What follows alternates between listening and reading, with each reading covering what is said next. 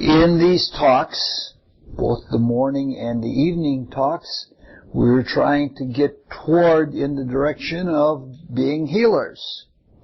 And in these morning talks, we're doing a very cursory survey of astrological homunculi and things that are like astrological homunculi. We're doing this to learn more about spiritual astrology, but we're learning very little in that regard. And we're learning more about physiology.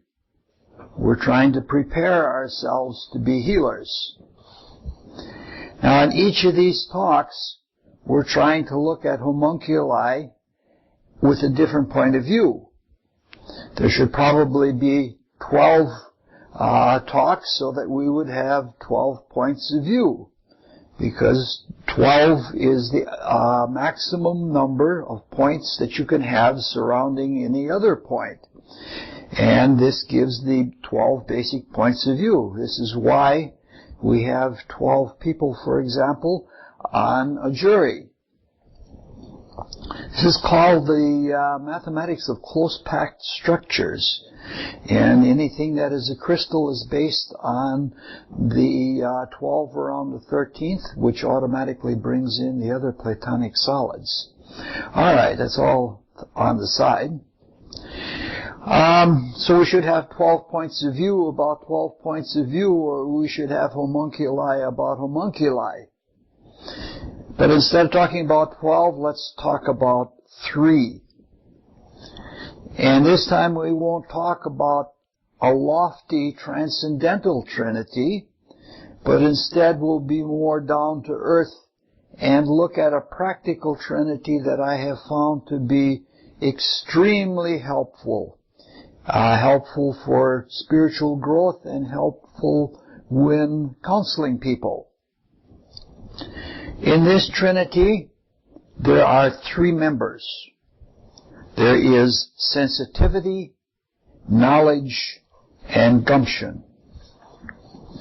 There are people who are total representatives of each of these 3 members.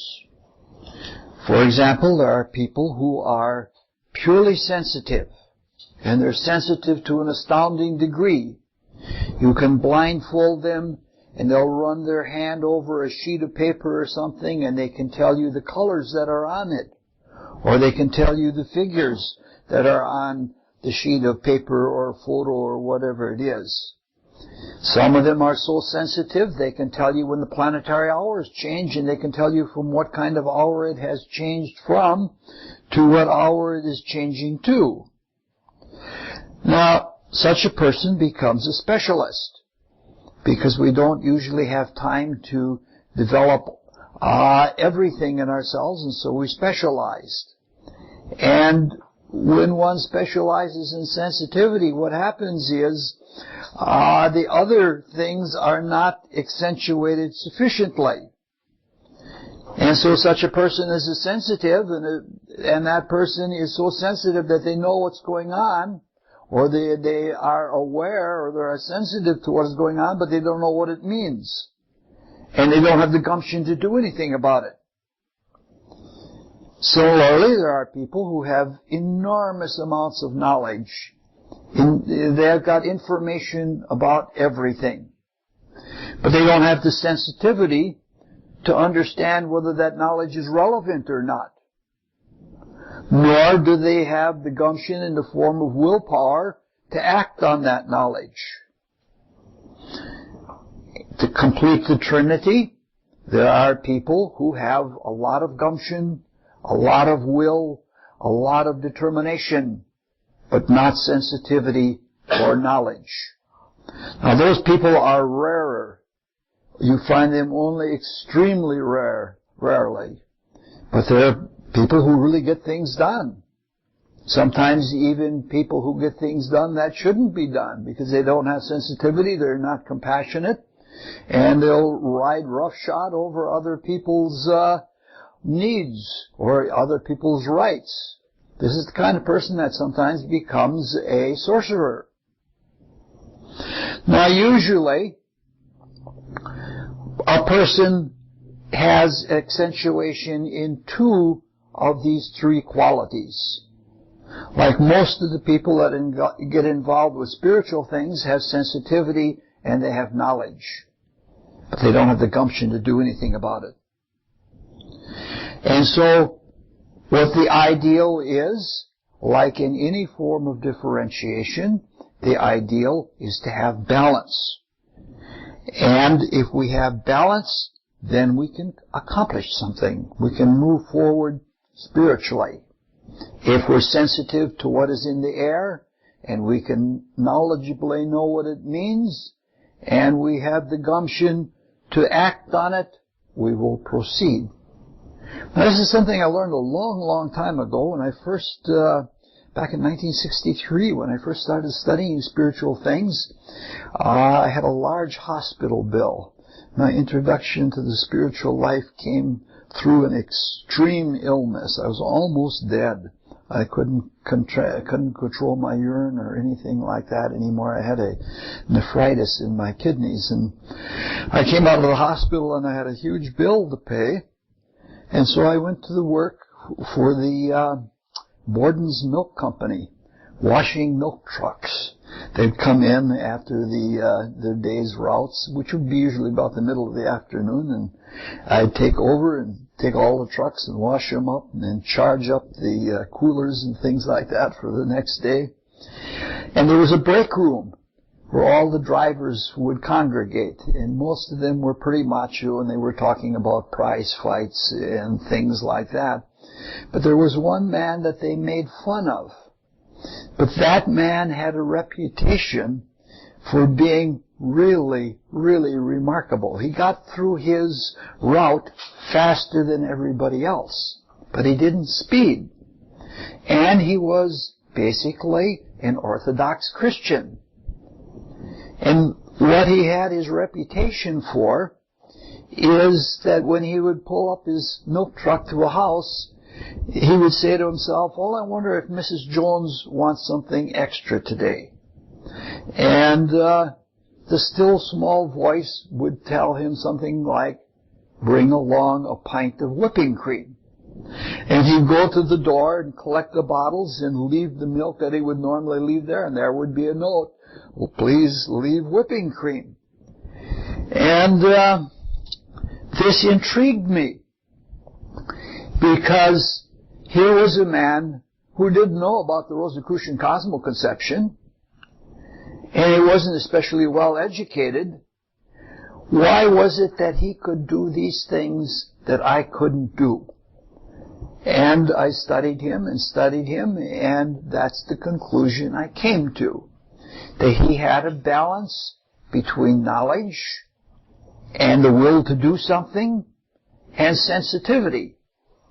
And because of that, his spiritual life advanced, and so that it was in everything he did, even his everyday work. And since then, over the years, I have found that balance to be exceedingly important. It's like riding a bicycle. If we are balanced, we can go forward. If we're out of balance, we can't do it. We fall off or something of that type. Now, in the previous 3 talks, we have been knowledge-oriented. A school is supposed to be knowledge-oriented. And we've had some focus on sensitivity. In this talk, we'll again talk about knowledge and sensitivity, but with an eye to things that we can do, how we can begin to prepare ourselves, because we all want to be healers. Now, this doesn't mean that necessarily that we are going to be talking about any kind of healing modalities.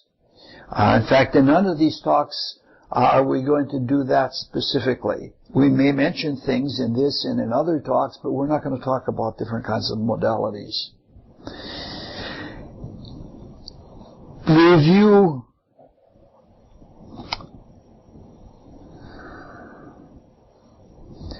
the Rosicrucian philosophy does recommend, and it does discourage, practicing various types of modalities, but a lot of things aren't mentioned.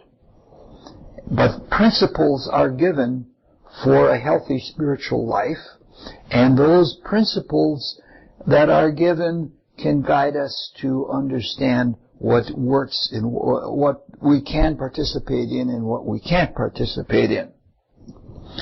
Now, this series of talks is meant to be a astrological or a quasi-astrological series of talks to parallel the philosophical talks which we're doing in the evening. And the evening talks are certainly more important than these in terms of understanding the principles that are important to healing.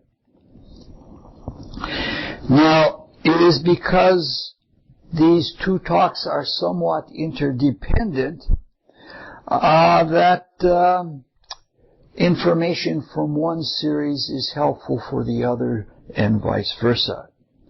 If you can't be at the evening talks, or if you go to the evening talks and can't always be here for the morning talks, I can get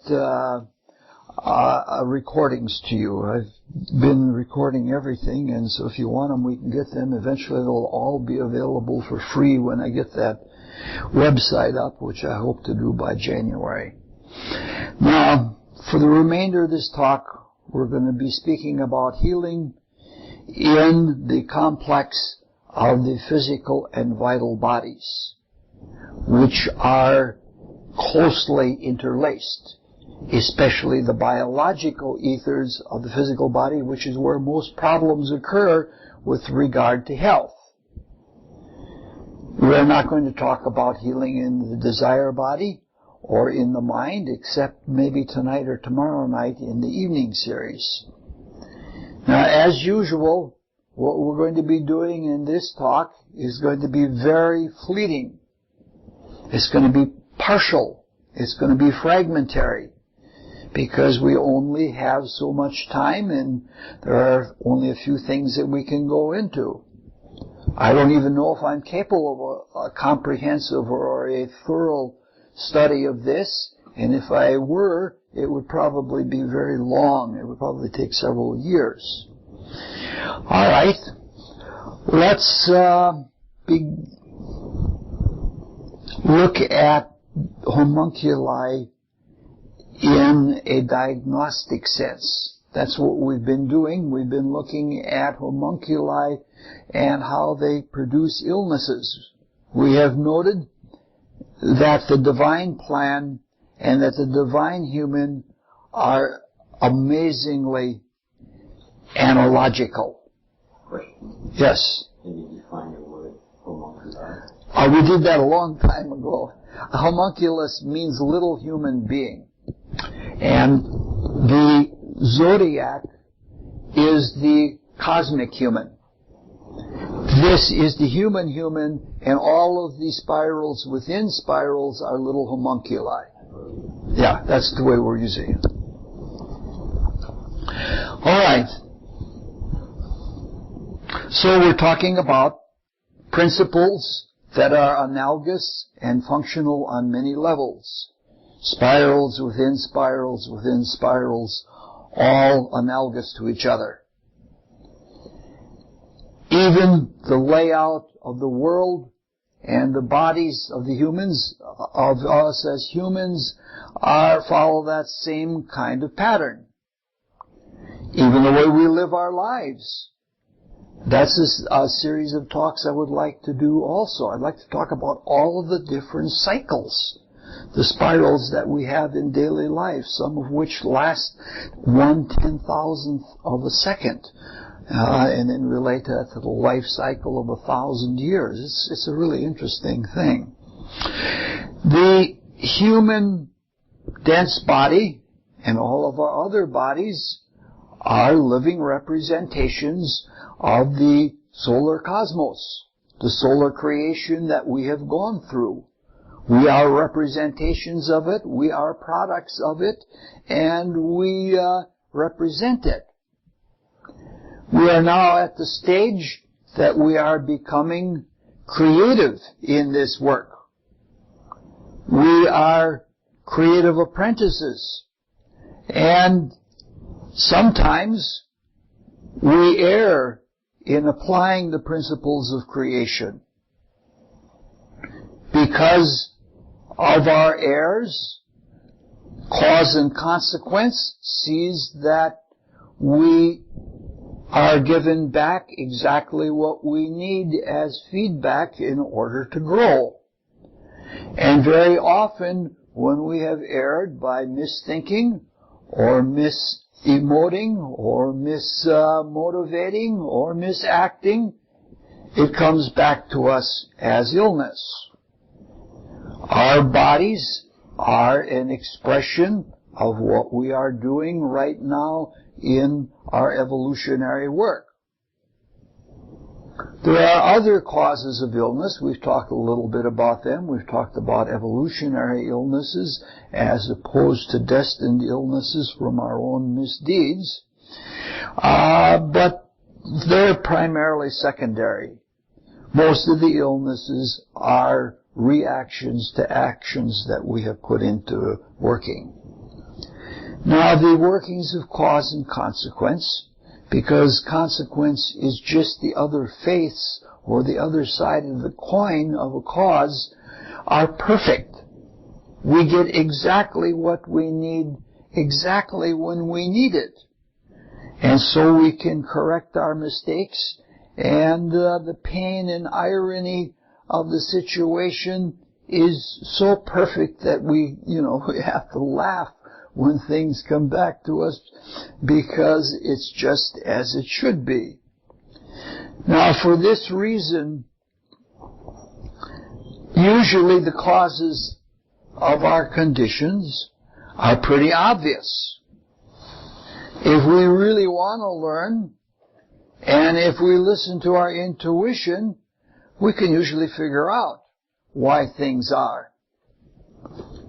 However, at this time in evolution, we're so deeply involved in matter, and we're so blinded by materialism, and the length of time between the initiation of a cause or initiation of a cluster of causes and the consequence that becomes an illness is so long, and in the whole process, the misapplied principle, the applications that are misapplications have gone through so many changes, it's not always easy to recognize what was the original cause. It's like one of those party games that you play that one person says something and then they pass it on to the next person and they pass it on to the next person. By the time it comes back to the first person, it seems all altogether different. And that happens in our evolution. So, understanding causes is not always an easy thing. And there are reasons for this. One is, as we just said, we are blinded by our materialism. We don't think about all of the little inflections of spirit in ourselves, and even though they're subtle, they are very powerful, and how they produce the stew that we get ourselves into. It's so bad now that people are so materialistic that they don't even believe that they're responsible for the things that happen to them, especially the important thing like illnesses.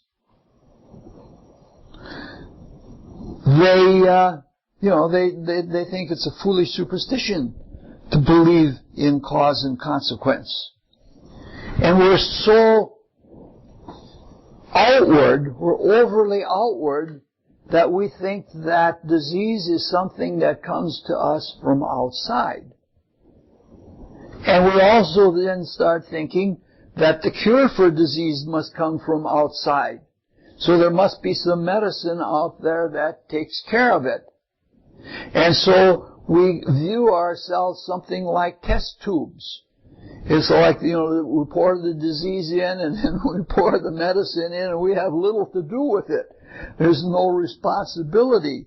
The body is nothing more than a battleground for the pathogens and the medicines to fight it out. Another reason why it is difficult to figure out or get to the causes of our errors is our egoism. We want what we want, and we're bound and determined to get what we want, and we turn a blind eye or a deaf ear to the things that could help us.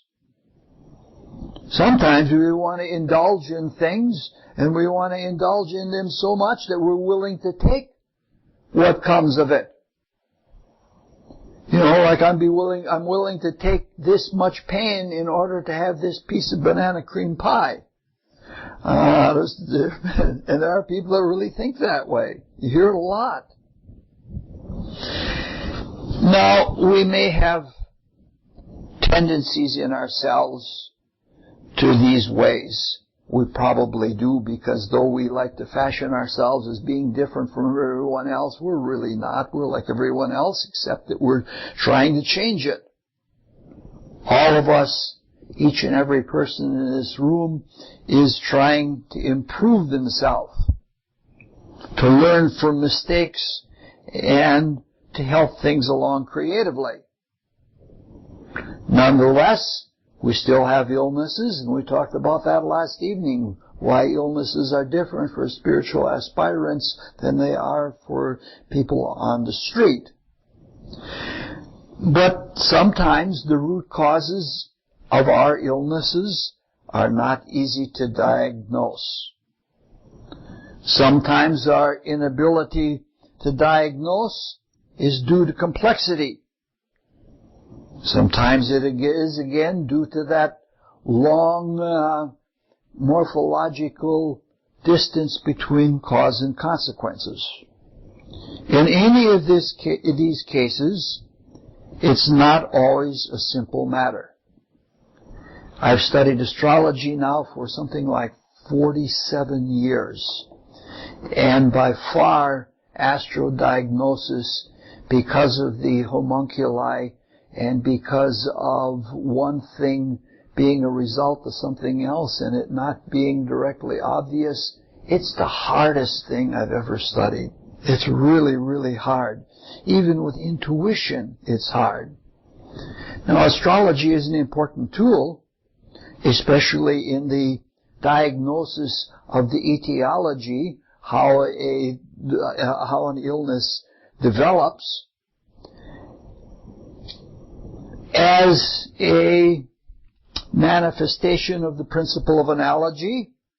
Homunculi, whether they are astrological or non-astrological homunculi, are very, very helpful. Now, these are both splendid tools, but even with them, the task is not easy. But eventually, we do come to a diagnosis. Sometimes the diagnosis even comes from the biochemical methods of medicine. But we do come to a diagnosis. When we have the diagnosis, we come to a different set of problems. Some of these problems are spiritual, some of them are material. We don't have time to go into the more spiritual problems at this time, though some of that will be talked about in the evening talks. But they're not simple. I have an example from my own life. About 30 years ago, I went through a major illness, and the acute part of the illness was 4 years in duration. And after the illness was over, it took another 5 years. In all, it took 9 years of pondering to understand the primary cause for that illness. Not to understand it mentally, but to understand it with my feelings, so that it moved me to want to change. And it's been 30 years since then, and in those 30 years, I still have not really changed all of the primary causes of that illness. I'm working on it, and I'm making progress, especially in the last year. I've made a lot of progress. But what we're talking about, even in candidates for initiation, we're talking about processes that are slow. They're hard. We're told in the Rosicrucian philosophy that to become initiated becomes harder and harder all the time because things are speeding up for everyone, and to overtake and supersede something that is changing that fast is not an easy task. Instead of working with these kinds of spiritual problems, we're going to try to work with the problems which arise in that complex of the physical and vital bodies. Since the vital body is causally antecedent, meaning to say, in proceeding from the higher causes, from the thoughts to the desires to the vital actions and the physical forms, the things occur first, or they are causally antecedent to things that happen in the physical body. So if we can make changes in the vital body, we can make changes that get more behind the conditions in the physical body if we want to change them, or if we want to eradicate them or supplant them with something else. We're going to work with only one problem of the vital body, and how the understanding of homunculi can help us to solve that problem.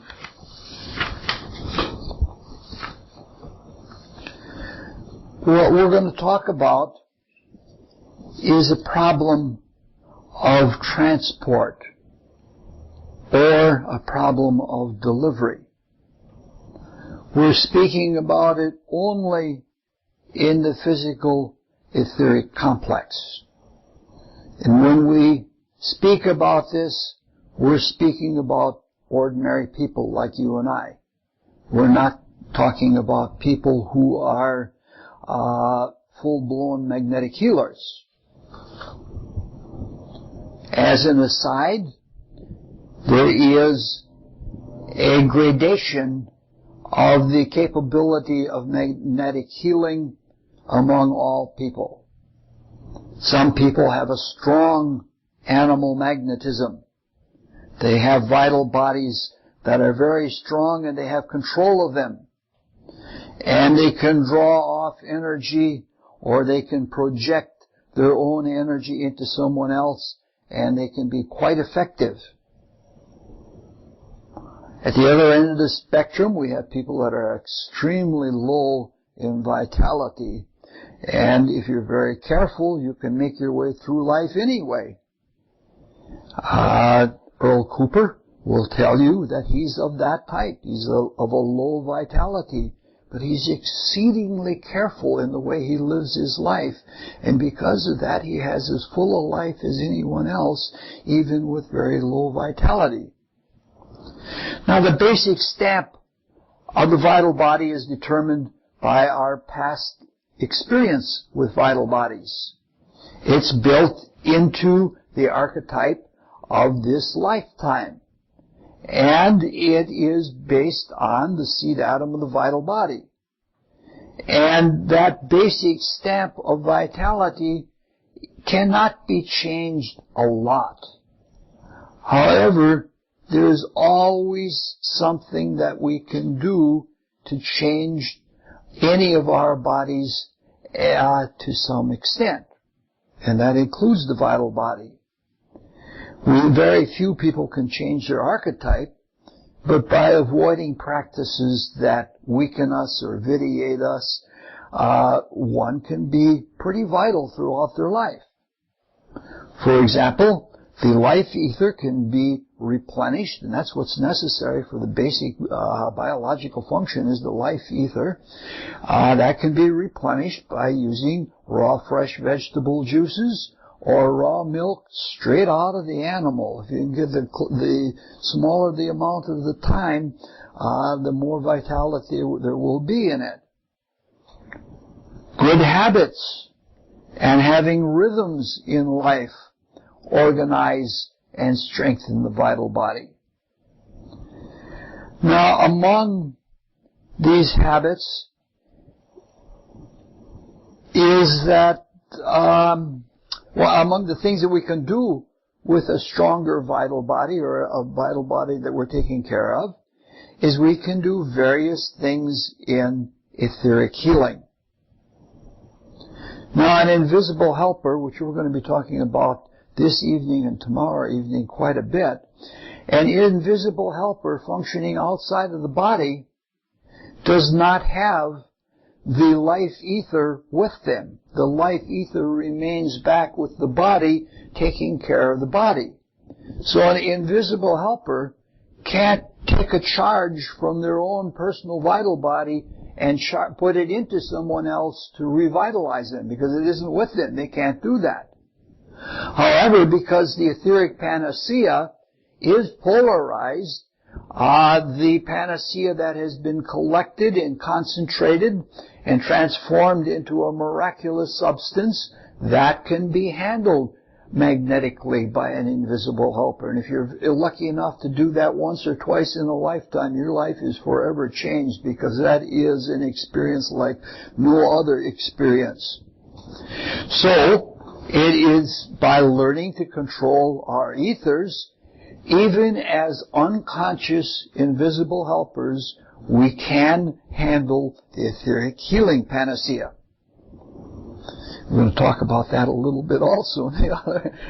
These last lectures are going to, tonight and tomorrow night, are going to have a lot of material, I guess, because there's so much to catch up on.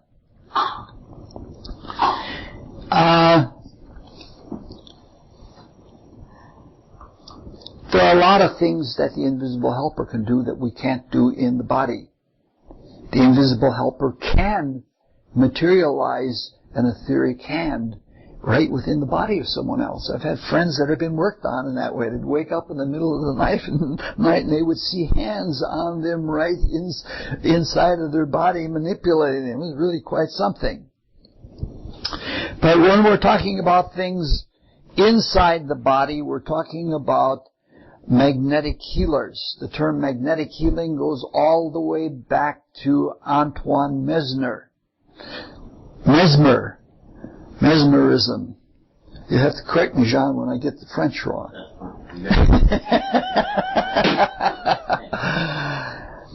Magnetic healers are usually people who have very strong vital bodies. And they are trained to feel and direct the etheric current that flows through their vital bodies. Since the ethers are polarized, they are subject to polarized attraction and repulsion. Thus, they can be used to draw off stagnant and thick miasmatic ethers that are causing a condition that it's very hard to be healed from. Also, by that same polarization, someone can take energy from their own vital body, if they're careful about how much and have control, and inject it into someone else and give them a charge, a loan, until the person can get up on their own again.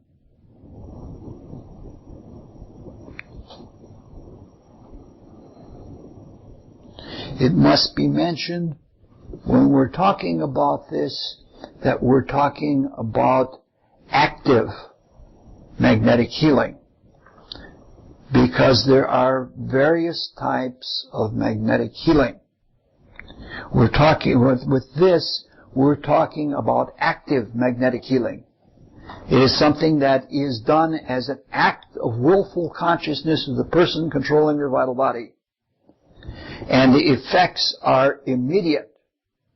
The healing takes place and the change in the patient is known immediately. There are other forms of magnetic healing. Some of them are quite passive. They don't involve the personal vital body except as a conduit. Usually these are the people that use one hand as a drawing hand and one hand as a projecting hand, and they align themselves and they draw from the magnetic or the etheric field of the earth and try to put energy into another person. They don't put it there, they let it flow there. This sort of thing, because it involves passivity, is not recommendable. It is done, and I have friends who do that sort of thing, and it gives me weepers jeepers when they do. And I think it's because of the purity of their intentions and the purity of their character that they can do it, but it is not advised by the Rosicrucian philosophy.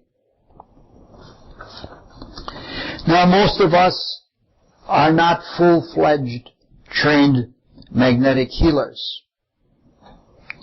Most of us are not wakingly conscious invisible helpers, so that we have continuous consciousness, except for that second when we fall asleep and that second right before we come back into the physical body.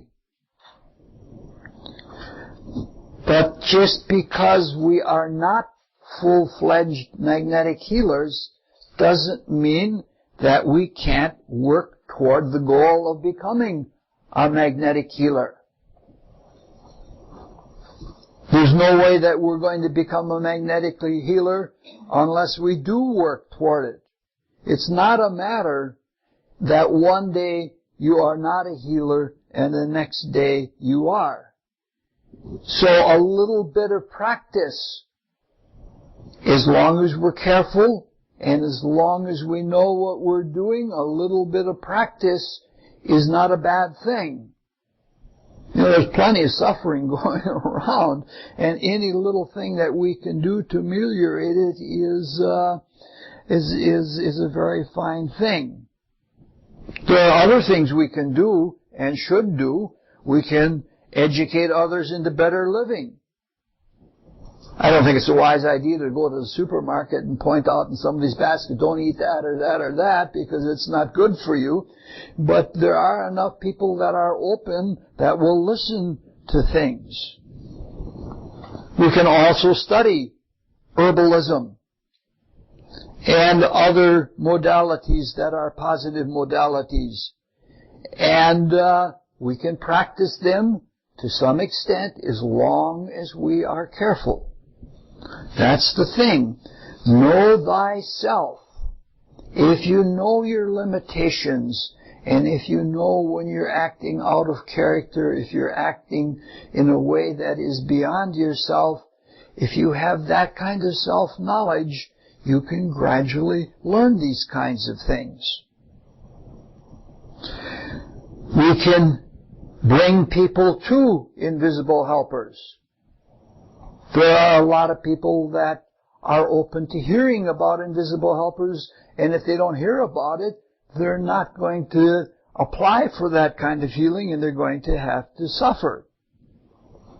So these are things that we can do, and it's important.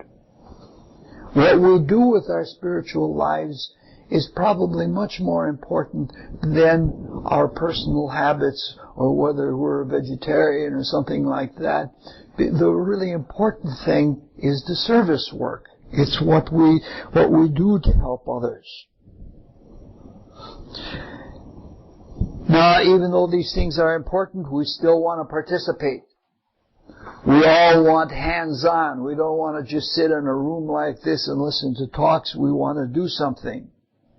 And that's good. That's the way it's supposed to be. We're like little children then, because little children want to grow up to be able to be something and do something.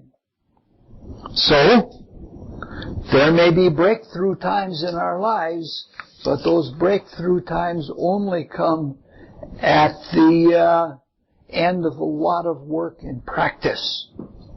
Oh, we're on the last page of notes already, and we haven't gotten to any astrological homunculi yet. All right. If we have used astrology and astrological homunculi, we can understand what the problem is for the patient. Suppose, for example, there is problems with an internal organ like the pancreas or the liver, or maybe even a little pocket, a little sinus somewhere. And suppose from astrology we have come to a reasonable understanding of the psychological cause or the psychospiritual cause for it. Also from astrology, we can find times that are propitious for delivering effective healing energy. So the question is right now, how do we do this if we are not full-fledged magnetic healers? Now usually, the most effective way of delivering healing energy is through the hands.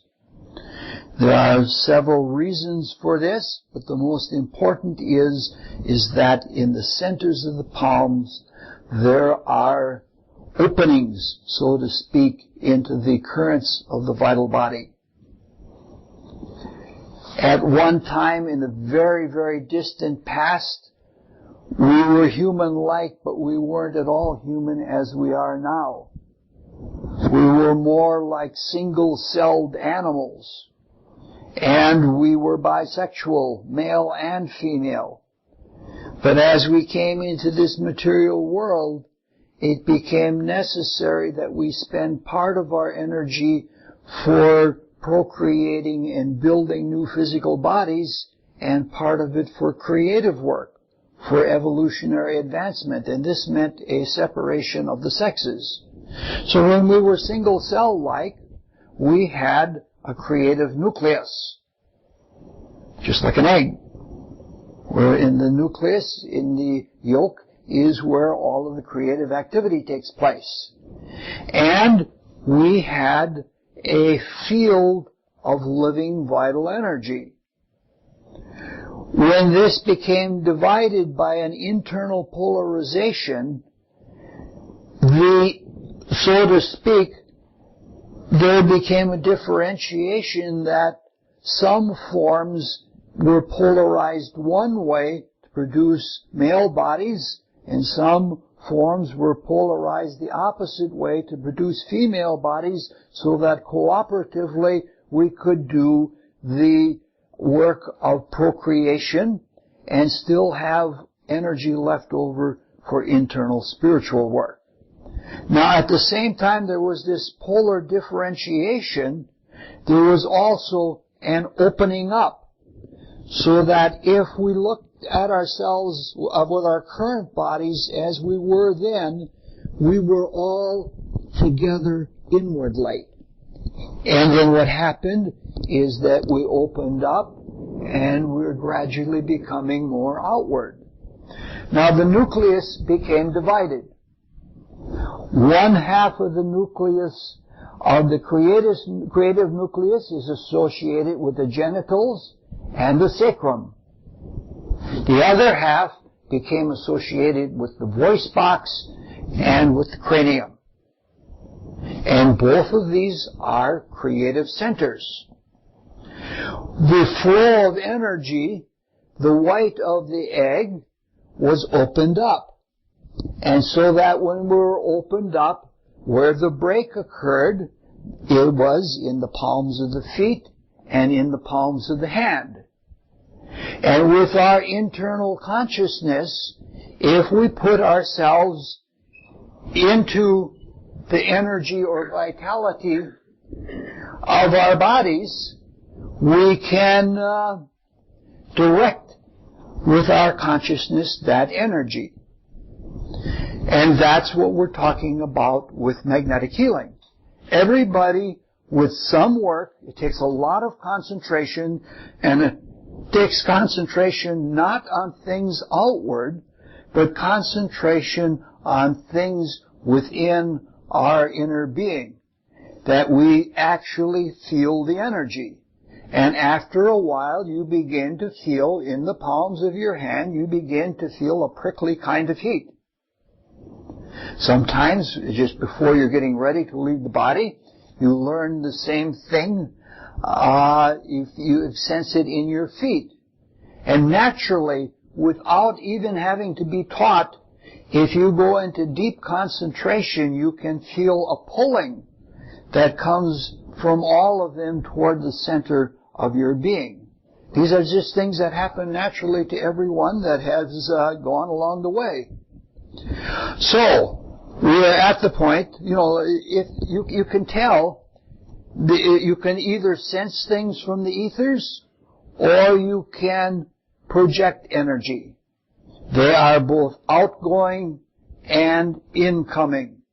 And in that, they're both very important functions. You can learn to feel the energy of other people. You can also learn to direct the energy of other people, and you can learn to give some of your own energy. And all of these things are things that are experiential. So we're talking about the circulation of energy.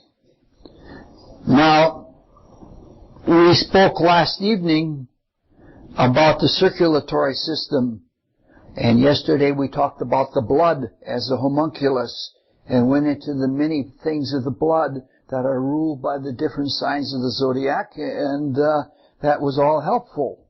Now, there are other etheric transport systems in the body, most notably the nervous system.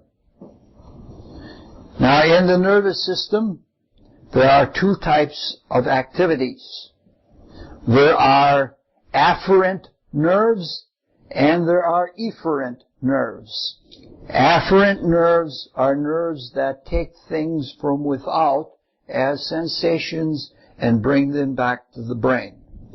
Efferent nerves take creative impulses from the brain and take them out to either produce action or in some way respond to an external condition.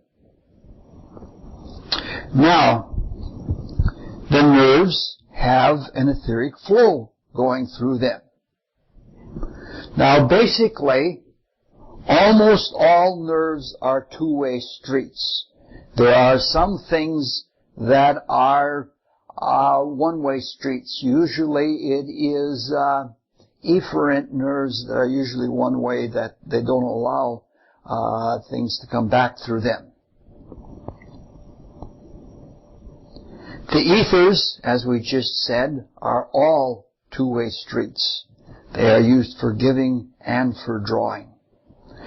Therefore, since every organ and everything in the interior of the body is affected by these nerves, the nerves represent a way to work on every organ in the body, especially if energy impulses, vital impulses can be sent down the efferent nerves to different organs. They can be stimulated or calmed, or they can be helped.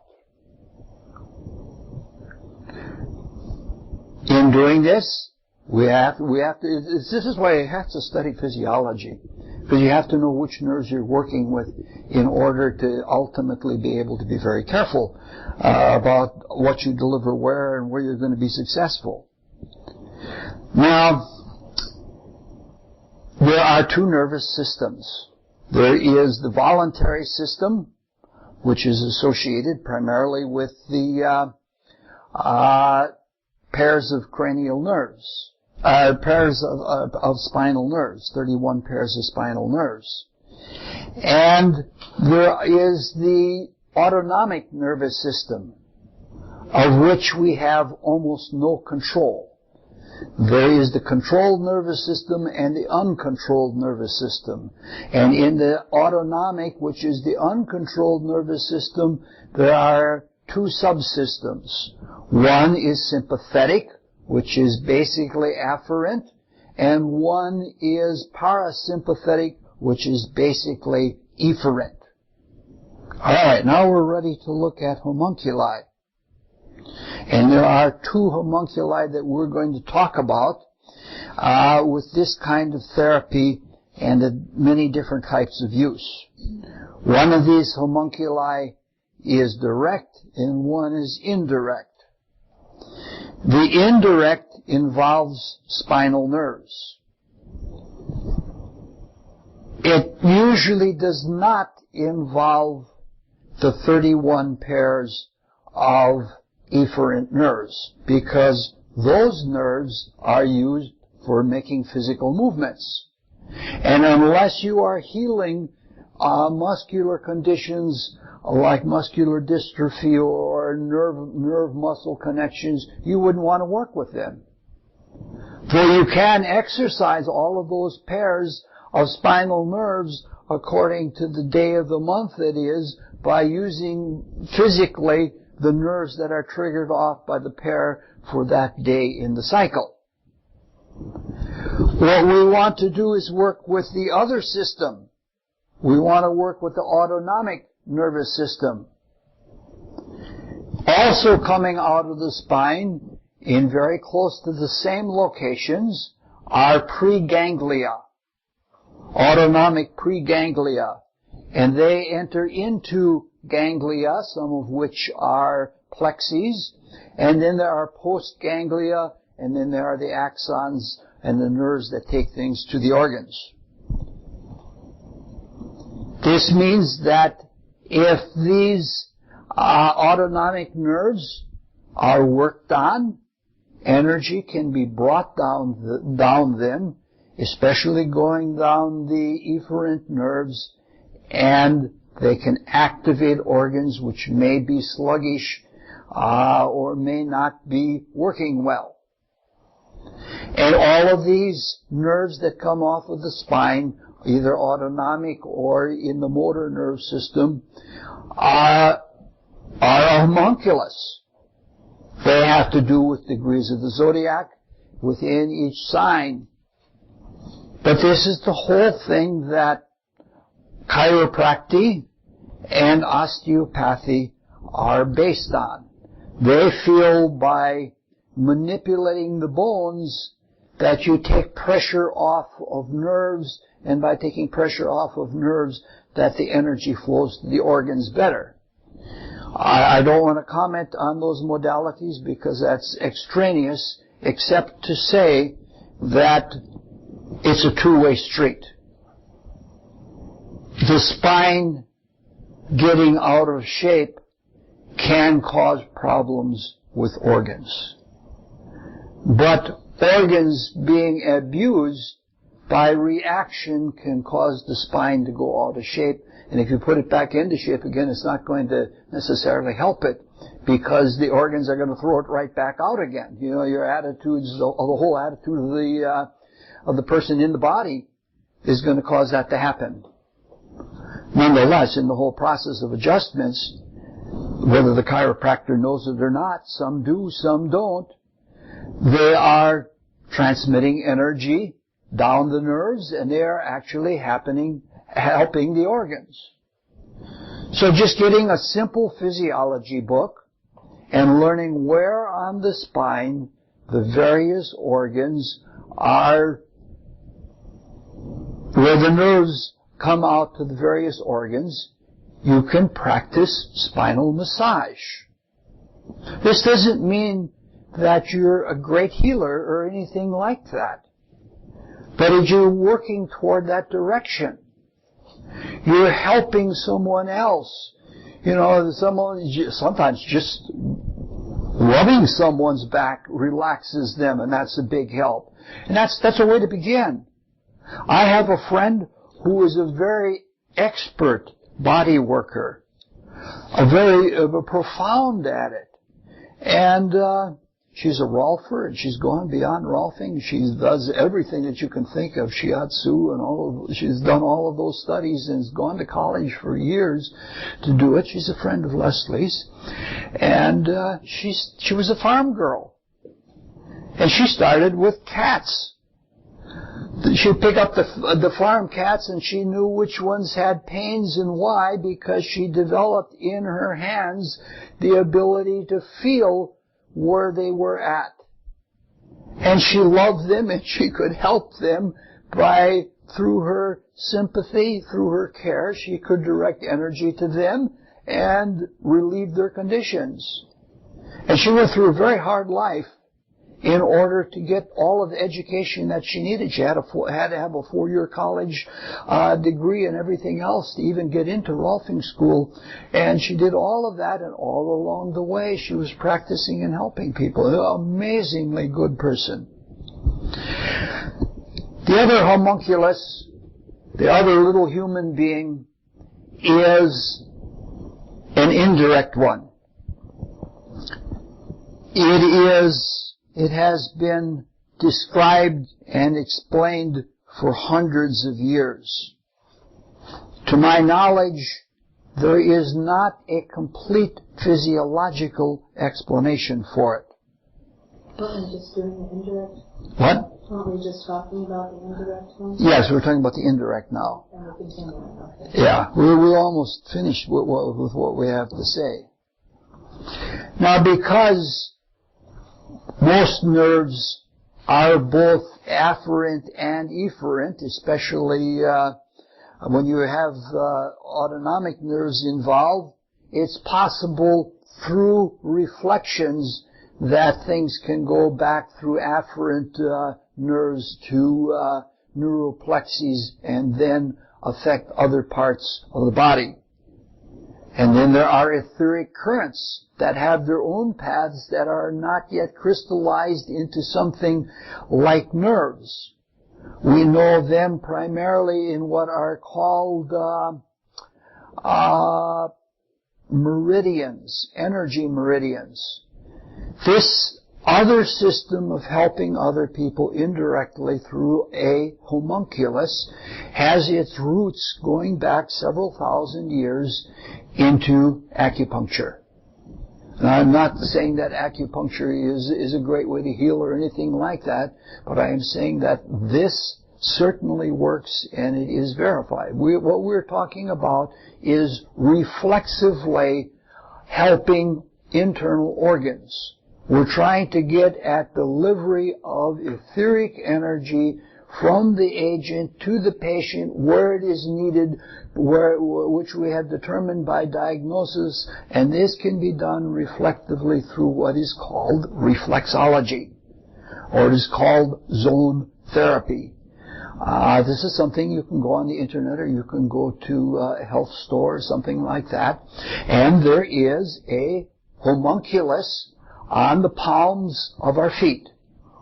Every part of the body, as we said in the very first talk, every part of the body is found in the teeth, it's found in the eyes, it's found in the intestine, but one of the places that you can get at it and indirectly or reflectively help somebody internally is through foot massage. You can help other people by directing energy inward, or you can stimulate, or you can draw things out through the feet. This is a very simple thing, and you don't, again, have to be a proficient magnetic healer. But this is the way that you begin. You're on the path to becoming a healer. I know it works, and I know it varies from individual to individual. I've been worked on by a number of zone therapists, and one in particular placed suggestions in my vital body that I could feel as much as 2 months later that in my vital body it wanted to take a certain stance. This was for correction of spine, and it worked. And other zone therapists or reflexologists, I don't like to give names to people, but other people doing that activity were not as effective. This is both a diagnostic and a therapeutic tool. If you have sore spots in your feet, you look at the zone therapy chart and it gives you an indication of what part in your body is having problems. You can cross-check that with astrology, and you can relate it through astrology to the destiny of the individual, but it is a very good way to help someone. Again, as a beginner, just learning to feel and learning to give and lovingly massage and direct things you can help. You only get into trouble primarily when you think you know too much and you're doing these kinds of things with an attitude and you overstep yourself. But as long as your intentions are good and your intentions are not overridden by egoism or selfishness or anything like that, this is a good way to begin to learn healing. And that's all we have to say about these astrological homunculi, so we'll close with the Rosicrucian student's prayer. O God, increase our love for Thee, so that we may serve Thee better from day to day. Let the words of our mouths and meditation of our hearts be acceptable in Thy sight, O Lord, our strength and our Redeemer. Geez, I must be getting taller.